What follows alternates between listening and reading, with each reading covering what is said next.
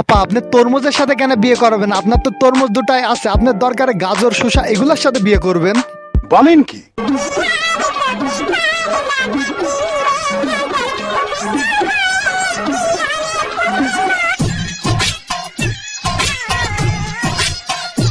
ভাই রে ভাই, এখন দেখছেন ও আসলে কি হচ্ছে, একটা বেডি একটার বেডা। আমি বিশ্বাস করি না। বিশ্বাস না করলেও এটাই বাস্তব, কারণ তার নিচে টিকি চ্যাং মাছ ঝুলছে।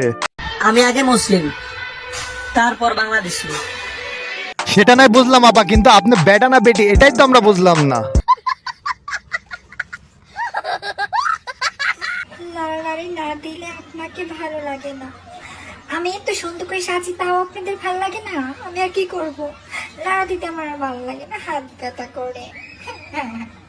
আমি চিন্তা করছি কে তাকে এই প্রশ্নটা করলো। তোর কি রুচি সমস্যা নাকি তোর জায়গা মতো সমস্যা? এ দেখছিস না ছেলে না মেয়ে, বেডি একটার বেডি কিছুই বোঝা যাচ্ছে না। তাহলে কি কেমনে কি? শোনেন, জ্ঞান দিয়েন না, কারণ আমার যে জ্ঞান আছে আপনারা ধ্যানে বসাইতে পারো।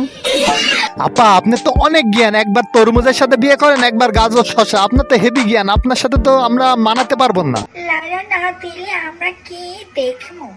আমাকে দেখবেন, আমি কত সুন্দর করে সেজেছি শুধুমাত্র আপনাদের জন্য, আপনাদেরকে দেখানোর জন্য। ভাই আপনাদের কোন বন্ধুরা এই ব্যাড ডাক্তার বেডিরে দেখে ক্রাশ খাইছে একটু কমেন্ট বক্সে মেনশন করে দেখাই দেন, আমরা একটু দেখতে চাই যে কাদের এত রুচির দুর্ভিক্ষ পড়ল।